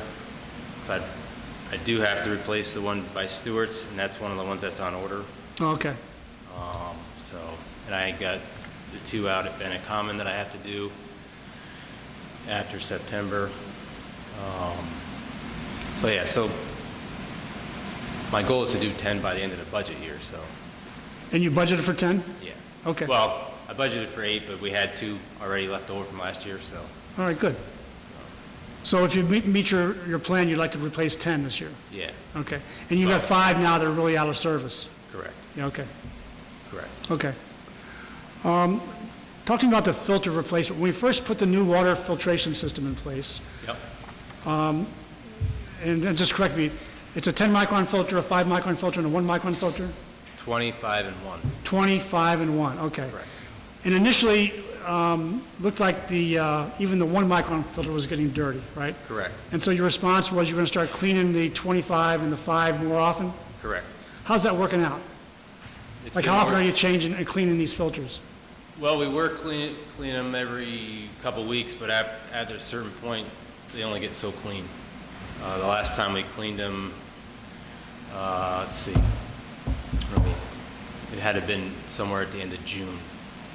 Not much came off of them. Oh, is that right? So, and in the meantime, I was waiting for the other filters because of manufacturing delays. Yeah, Have since received all the filters we've ordered to replace those. They've been put in as of the 22nd of July. So, and All those right. are the new ones, and they seem to be doing fine. Haven't pulled them out to clean them because all our pressures are fine, so. okay. So the 25 and 5s are cleanable, but the 1 micron is not cleanable, right? Correct. Okay. So how are you doing from a budget point of view? You had to extrapolate an assumption as far as how often you need to replace those filters? Yeah, well, we were already, I only anticipated one set, but again, everything was new. By the time I had to have a budget done, we just barely started with the system. Okay, So we're learning on the fly here. sure. And we knew we were doing that. Yep.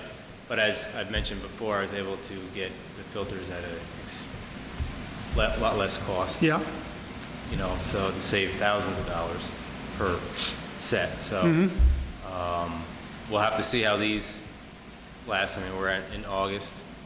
I would anticipate having to order more certainly before the new budget year. As far as where the numbers are, I'd have to go look. I haven't.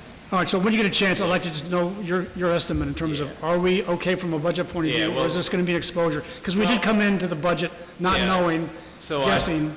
I budgeted it for X number of filters, but there's, the budget line is on the equipment line. So if I have to take something out that, in order to get the filters, which are way more important than, say, I don't know, a valve Yeah, okay. box or something like All right. that, we would do that. So you have degrees of freedom you can work around? Right. Okay, Yeah, fine. because when I do the budget, I've got a whole list of things and then that's where we come up with the number. But if I have to put something aside because something else is more important, Mm-hmm. like the filters, then we'll do that. All right, fine. So you have a way to manage it then? Yeah. Okay, good.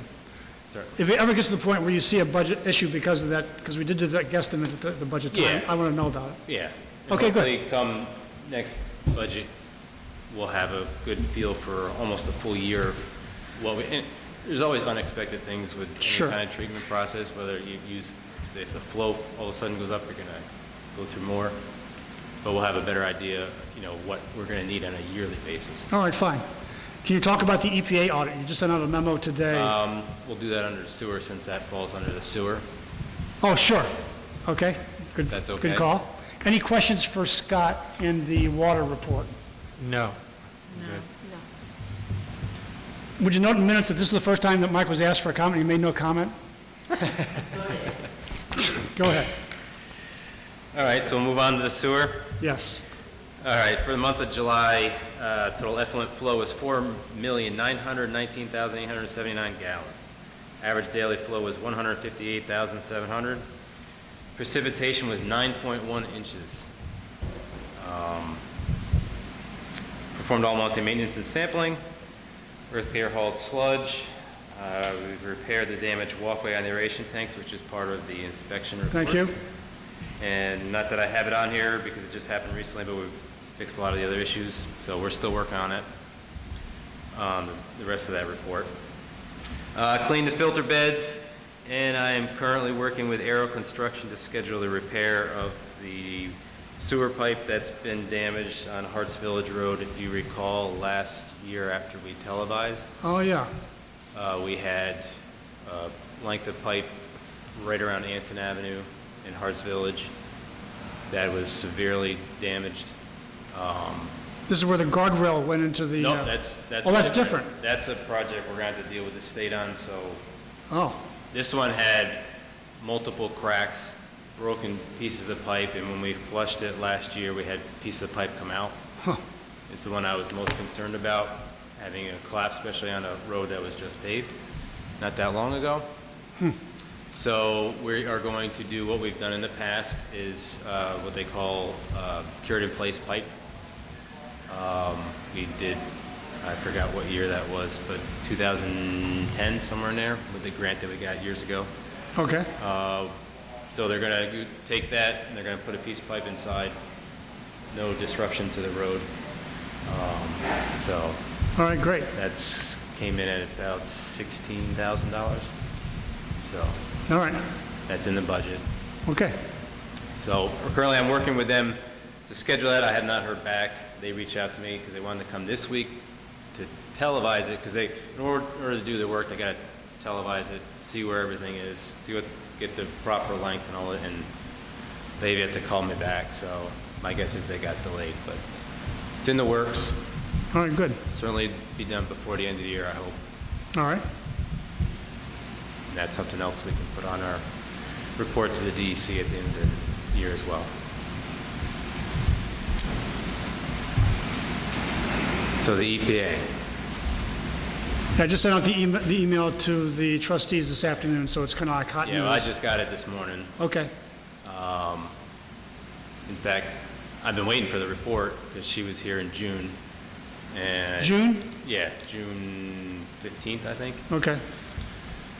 So what the email said, I don't know if anybody else has read it or not, but it's lengthy, but the village has been given an order to put together a operation and maintenance plan for their collection system. So the order is not like a consent order, unless we don't adhere to it, which we will. So there's no fines or nothing. No penalties, right? No penalties for it. She sent me 3 other places. One of them happens to be one that VRI is at as well. Oh, is that right? Yeah, Oh, that okay. had the same thing. It's in the Speedies permit, but it doesn't specifically say what to do, because I actually went back and read it today. It tells you New York State code, and it gives you a whole bunch of numbers, and then you gotta go look up the code, what that tells you. So she said it's easily missed by almost everybody. So it's I guess it's a common thing. Okay. So, my issue is, and I didn't tell her this because I didn't see the deadline until after I got the email, because I spoke to her this morning, is they're giving us till November 1st, which is 2 months.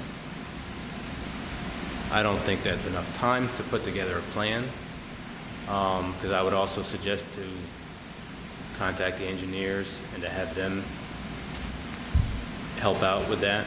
But that's, because if you want me to do it, it's going to be more than just November 1st, I can say that.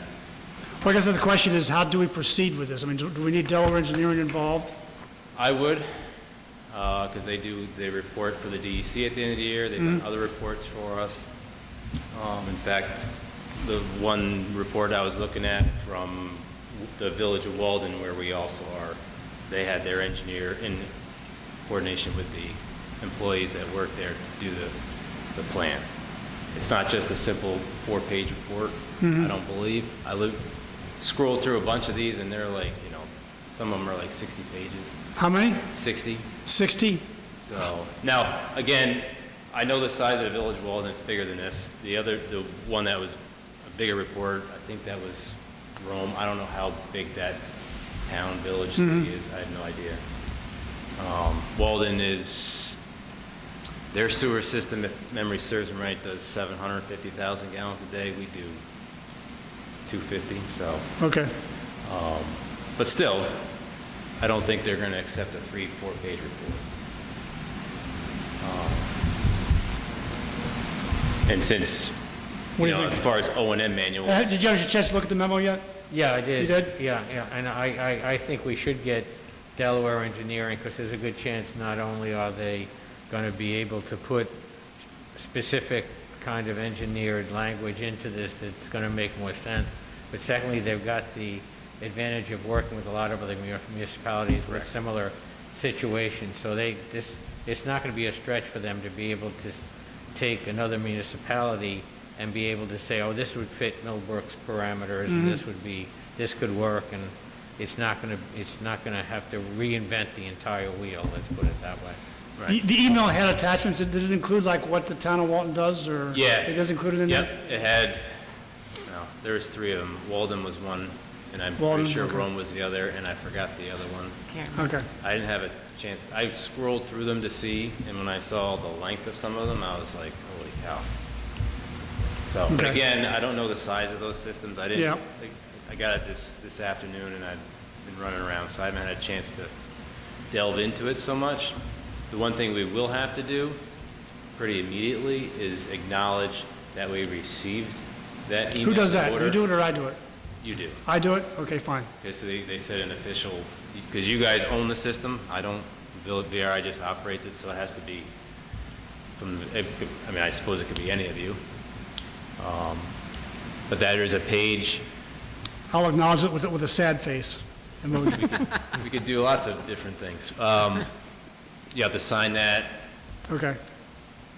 In the first attachment, it says to mail it back, but then she mentions not to because nobody's in an office down there, so. Okay.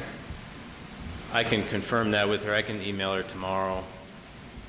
My feeling would be to email it to her as well as mailing it out. That way we know that she got it. But I'll confirm that with her All right, that's fine. specifically. Could you just respond or send that off to me or in the trustees just with your recommendations of how we should proceed? Sure, How's that? I can do that. Give us some recommendations, and then we'll have to huddle and figure out. So I'd like all the trustees to look through that memo and all the details there. Yeah. And any opinions or ideas you've got, please let me know. I don't want to mess with the EPA, so No, we no, got it to act. does. And with the whole November 1st deadline, she did say, I believe she said in the email, Yeah, okay. we need help. I mean, I think if we started some work on it, November 1st, we have to show something, I think. well, exactly. I mean, I'm not going to say, hey, I need an extension now. You know what I Yeah. mean? But come, I don't know, let's say October 15th, we'll, I'd like to get some grant money for O&M. I don't want to pay for this. Anyway, okay. Okay. So- Anything else? no? Questions for Scott? Just two questions? Yes, of course. That makes it the last time you skipped one. Yeah, okay, good. You need two this All time. right. Yeah. Auditing the bills today, I know we just spent basically $15,000 to replace some piping by the Bennett complex that was part of a project that you had long-term already put in your budget, so that's... Yeah, it was water, but Yeah, for the Yeah. water. So I was just curious, with them having to do the amount of demolition and the trucks going back and forth and everything else, do we have to do anything from a safety standpoint to protect the piping to make sure that we're not going to end up having that piping damaged after, No, while they're in so- the process of doing this? Good question. that I'm actually meeting with the Kevin Cease, the contractor that's out there tomorrow. I've had a couple conversations with him. I've also talked to Tim about this. They are going to need access to the water system for their decontamination site for their employees, as well as spraying to keep the dust down from all the demo. So we have, I've required them to put a backflow device on any hydrant that they use. The village doesn't have one, and VRI doesn't have one. So they're gonna supply that. VRI does have a water meter, so we can bill them for their water usage. We will be renting that to them, and we will be billing them accordingly. Very Do good. you want to do it at just one lump sum? Or do you want to bill it per quarter when we do our billing? Because as my conversation with them yesterday, they're going to be there till January. Given that, I think we should do it quarterly. Right, I agree. Good. So we'll get a reading sometime in September. It will be a small amount, but when I go read again in December, that'll be much larger. Okay. I don't know how much water they're going to use. Right, that's why I don't like to but- just give it to them. I want to meter it and then bill them for it, Yep. because we don't Yeah. know. We don't know. So, No, so I exactly. call.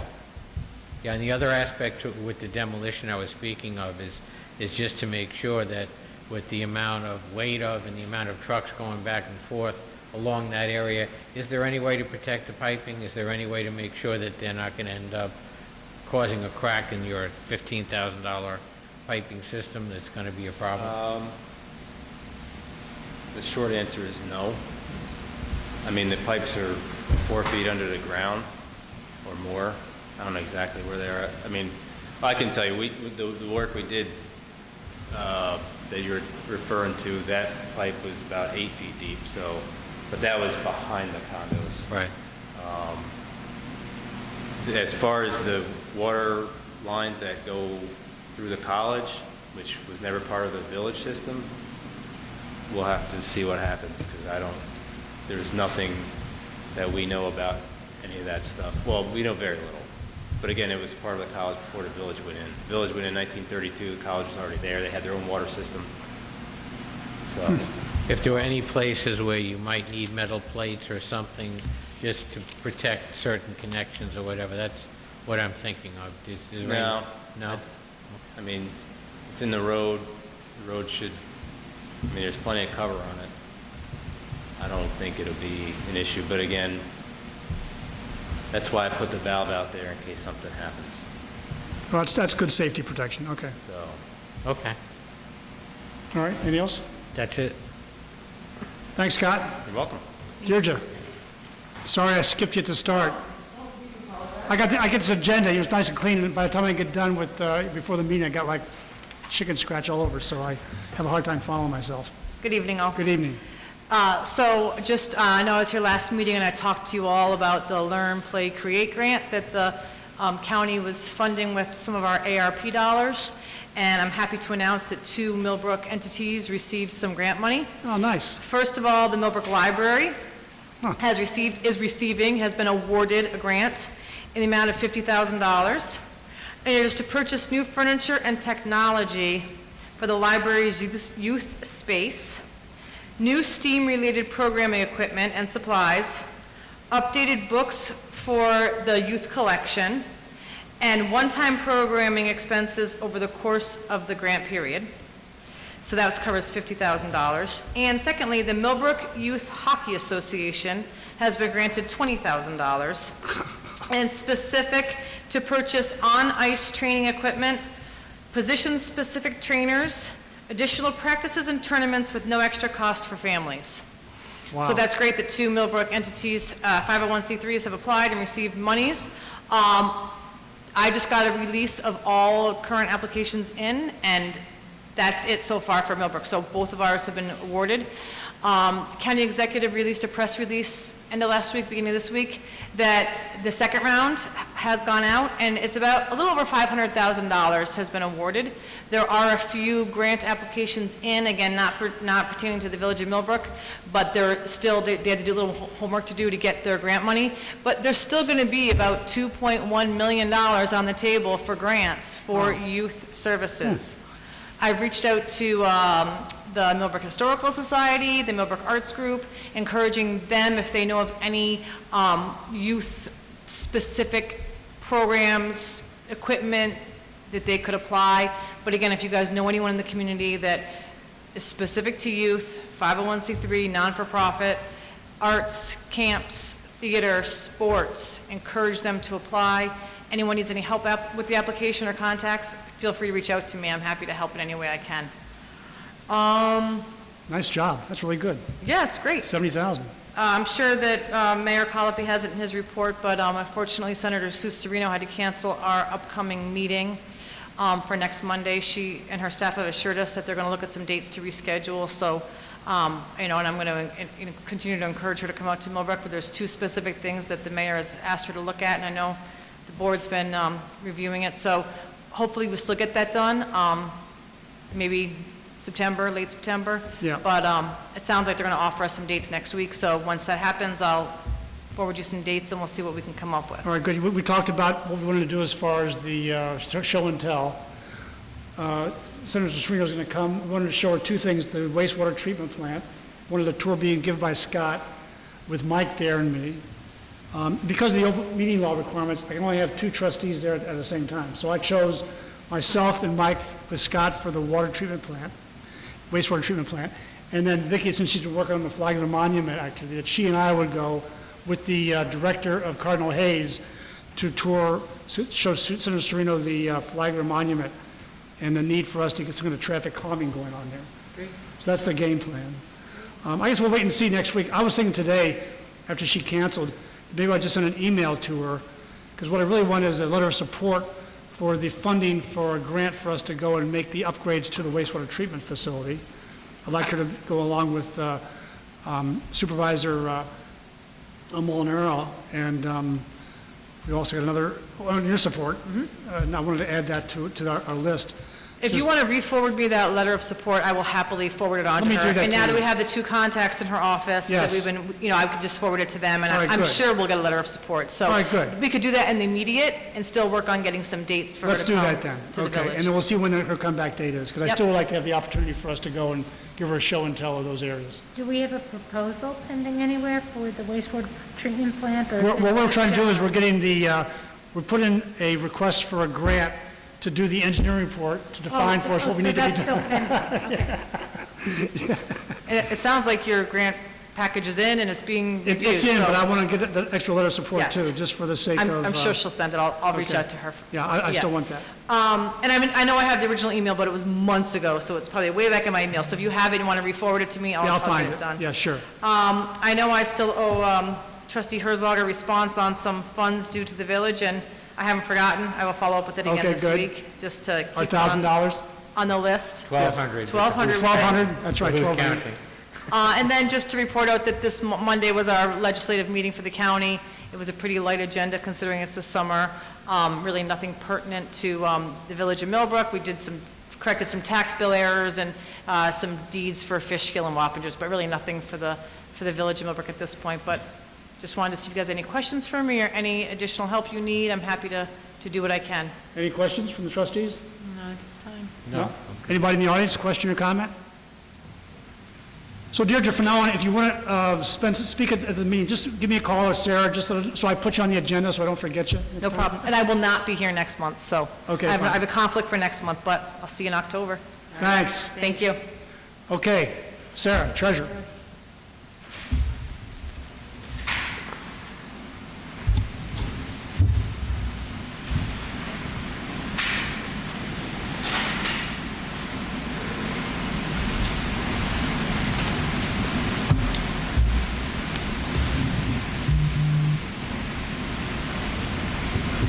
Hello, everybody. Hello. Hello. I am going to read from the treasurer's report for July, but I did want to say I did find the tree replacement program money, and it was a donation from the Tribute Gardens, and the donation is to assist the village with stump removal and tree replacement. Wow, So, nailed it. Pretty good. Yes. Okay, and now, Okay. what about, mystery solved. good, what was approximate date when they The gave? date of the letter was August 23rd, 2016. 2016. Okay, All right? I want to use that money. There we go. All right, so for the bank statements for July 2021, we have the tax account ending at $1,037,123.15. For general fund, $63,796.23. Water fund, $61,879.53. And the sewer fund, $52,905.84. Y'all should have gotten the email from Nicole with the billing and the monthly operating statements.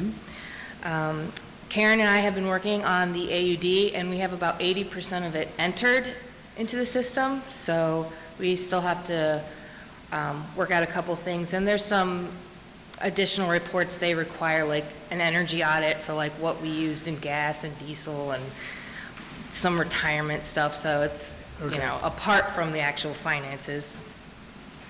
We did receive the first installment of the ARPA funds, and it was about $71,000. So the second installment will come next year. Next year sometime, right? So Yes. so the 71,000 is sitting in our bank account now. Yes. Explain to me again. So that's the American Rescue Fund, Okay. you know, the $1.9 trillion, I think it was, that was divvied out. So the village of Millbrook is receiving $142,000 in two payments, $71,000 now, another $71,000 in a year. Great. Okay? So that's going to go towards our infrastructure work. We haven't decided specifically yet what, but, you know, we're talking about the retaining walls, the sidewalks, and the wastewater treatment plant. Or in my mind, three categories of infrastructure things that would fit, right? Agree?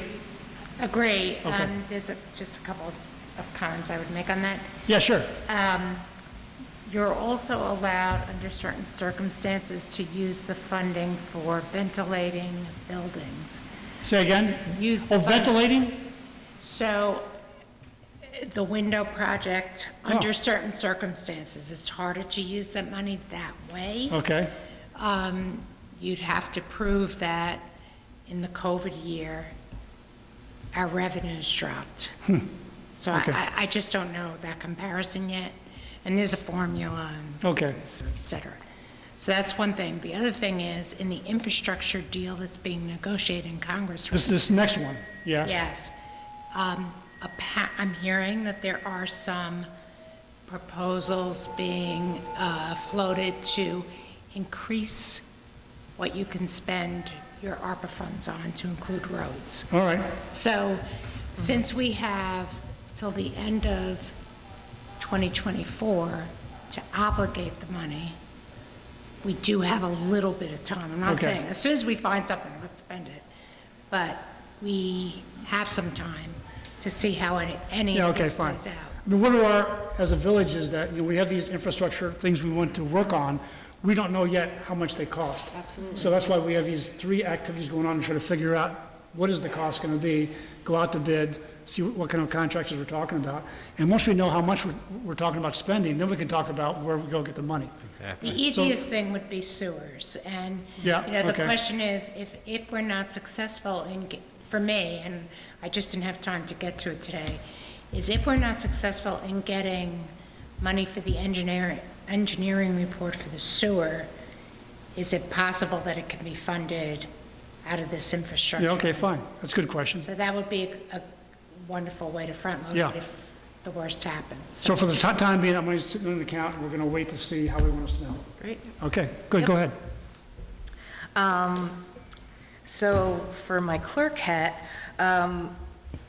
we have to do an annual harassment and discrimination training, and we have a way to do it online through our insurance company, Nymer.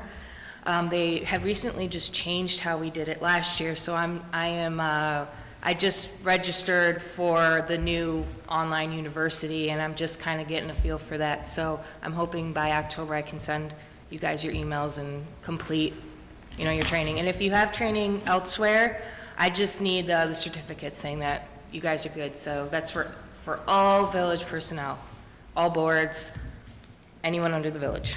So volunteers, Yeah, not contractors? no. Okay, No. okay. Like planning board, zoning board, you Yeah, all those guys, people. Fire department, anyone there. Okay.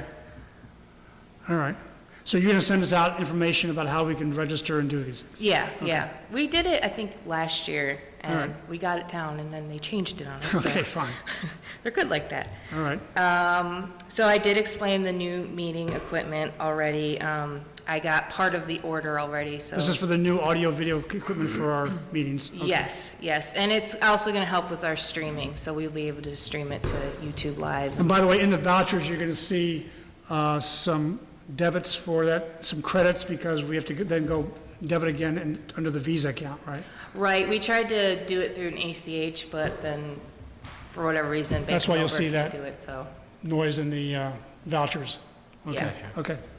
I will be away from August 13th to the 23rd. I'll be back in the office on the 24th, so, don't cry. No. So Tim sent an email out about the code update from the 2020 updates. So I got a quote from E-Code for that, and it includes like the zoning for the Thorn Building, and Ken thinks it's really important for us to put those codes, integrate those codes into our code rather than just having it as a new law. So we were going to ask if you guys were good with. So just, everyone understand how the process works. We go through these code updates, right? And Yep. so we, do the formalities through the board. We pass the law. It goes into this E-code, but only as a link or something? It's like an attachment. Like an attachment, So it's like right. it just says new law. So what we need is to pay this $3,600 it is like to get this company actually embedded into our code. Right. So that when you go to the online code, you can see it right away, as opposed to finding the fact that there's a link attachment for what the latest is, okay? Right. And because it's mainly to do the fix for the zoning overlay for the Thorn Building, I want to use the Thorn Trust money to pay for that. And I haven't heard any negative comment back from the trustees, so I assume we're all okay with that? I'm okay with that. Okay, so that's the game plan. Okay, so I will go ahead with that then. Good. And so we're still in our tax season. We've collected $1,048,084.68. So in that is our SBA money, so there's that $50,000, so if you're wondering why it's a little over. And then we'll transfer that $50,000 to the sewer, probably next month or Okay. when we're a little closer to ending. So that's 99.89% that's paid. Unpaid is $36,529.30. So 3.37% is left. Good. All right, that's all I have for treasurer and So a clerk. couple questions. Can we be planning on doing another mid-year status in December like we did last year? Remember last year we did 6 months is, June through November. So for the December board meeting, can we have another 6-month reviewed like we did last year? I don't see why that would be a problem. Okay, good. I'm asking this early, but just so you can just talk to Karen. Yep. Which is Yep. great. The second thing I want to know is, when will we know the fund balance through the AUD? So specifically, I want to know is the fund balance left over for the AUD. We have the restricted and the unrestricted, right? When will we know how much is in the fund balance for the A fund? Let's just stay there. And of that, what's restricted, for what reasons, and what's unrestricted? Yeah. I would say when we're closer to finishing it. Okay, so we're a couple months off from that? No, should be a few weeks, maybe mid-September. So maybe next We'll- next meeting, then we can see that. Yeah. All right. Again, I'm going to be away, and Oh, that's right, so okay. Karen and I work on it when we, Fine. we've been coming in Sunday, so I do anticipate on getting it done mid-September, so I could at least send it to the board, like. Okay, sure. If it's after the meeting. That's good, because I think those are pretty important numbers for us to understand where we're at, Yep. okay? That's all I got. Any questions for Sarah for the treasurer's report? Nope, I'm good. Leslie? No? No. Good, thanks. Go ahead. Okay, so building department, as you can see, not a ton of activity happened in July. Had one municipal search, so a total of $125, and one municipal search was given out. Planning board will have a meeting on the 17th, and it's in regards to Russell Knowles project. I'm not sure if they're building a house or replacing a house. It's a pretty big project, I guess. Ed Lodi's involved. Other than that, I don't really know much about it. And nothing scheduled for ZBA. Okay. Any questions about the planning zoning board? Thanks. All right, thank you. Ian, I'm going to go over the resolutions later in new business. Anything you need to report? I don't have anything to report. Okay, very good, thanks. Okay, we'll go to old business now. First one is the tennis court resurfacing. I asked Leslie to kind of take the lead on this, given that we're in the process of getting bids and working with Mindy on the soliciting the funds to be able to pay for this. So Leslie, you want to give us the head status of where we're at? Sure. So right now we have 2 of the 3 bids. We're still waiting on the third one. The first is, both of them are pretty much the same in terms of they're going to fix the problem and resurface the tennis courts. One of them is significantly more because they're putting what looks to be like a thicker type of surface on top. But both are doing the same type of fix, right? Repairing the cracks, the nets. They're doing, there's a boulder in one that they're gonna remove, repair. The dips, they will level off. So this kind of fix is the same. The first bid from Oval Tennis came in at $27,000 with some options. And then the other one came in at $68,000. So definitely a big discrepancy in their prices. I'm gonna work with Mindy to go over them, particularly when the third bid comes in to see what we've got.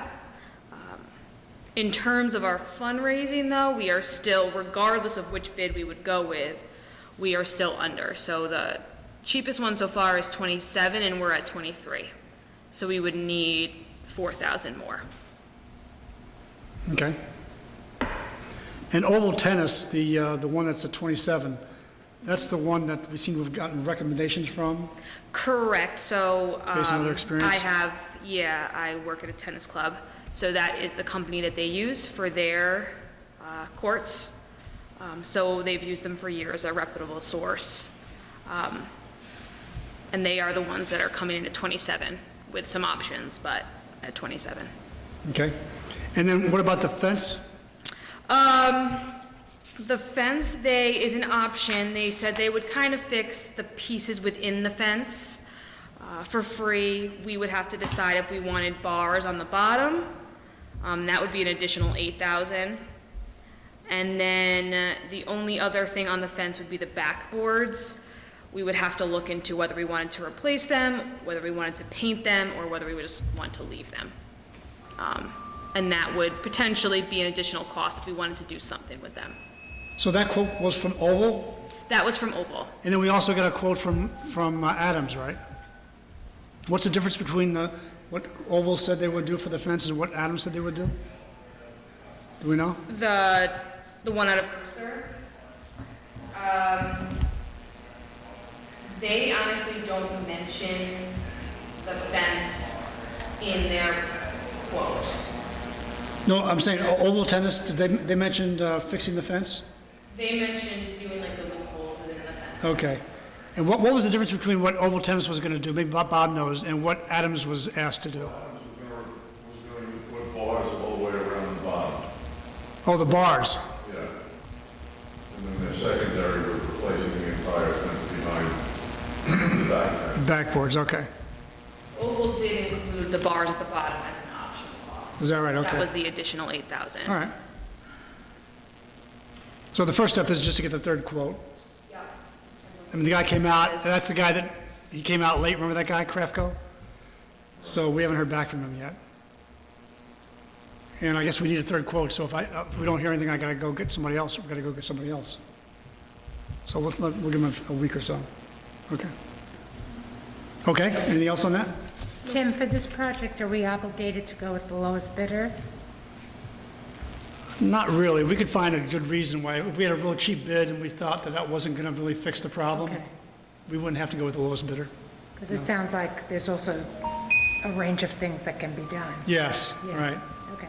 Yeah, the 68,000 bid is, it's almost like they put a whole new surface down or something like that. Yeah, it's more of, instead of like repair fixing, it's not like it's gonna cover the problem, but it's covering more, making it thicker.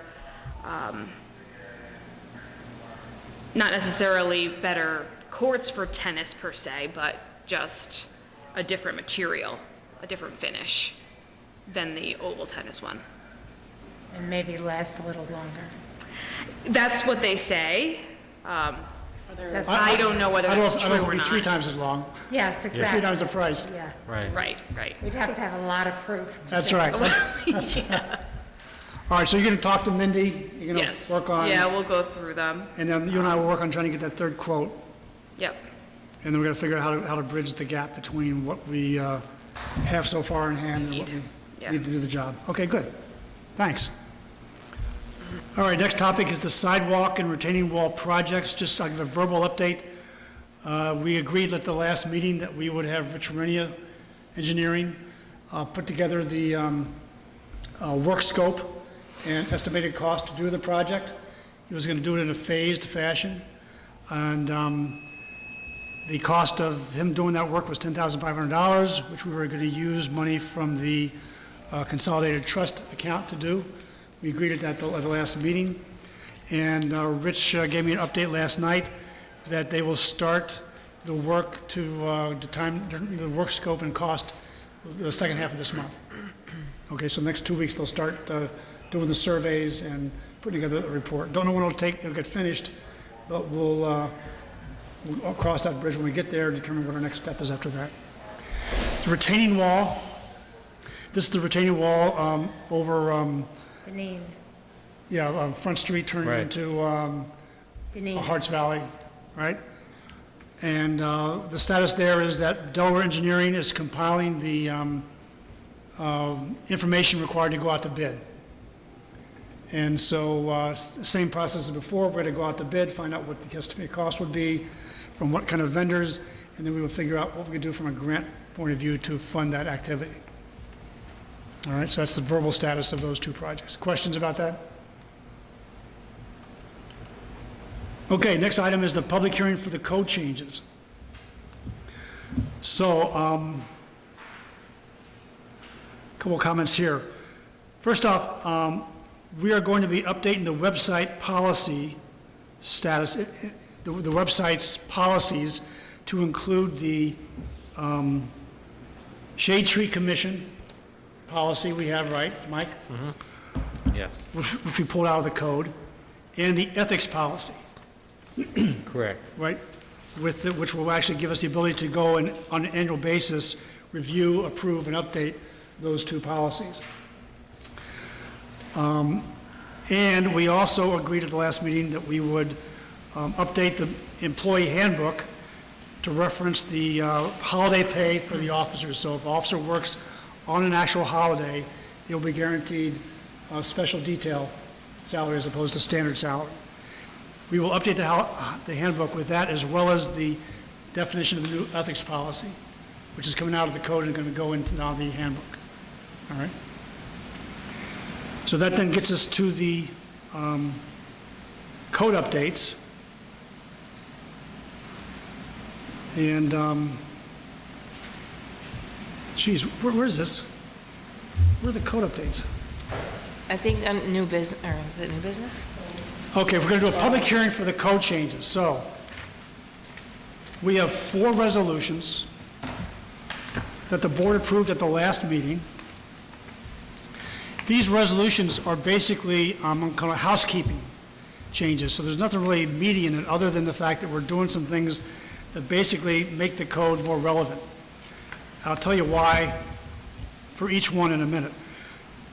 But based on this directive from Ian, or this email from Ian, I want to just tell you, these are administrative or managerial decisions of an agency that qualify as type 2 actions under seeker and are not subject to environmental review.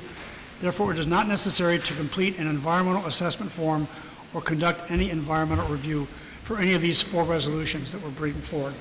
Okay?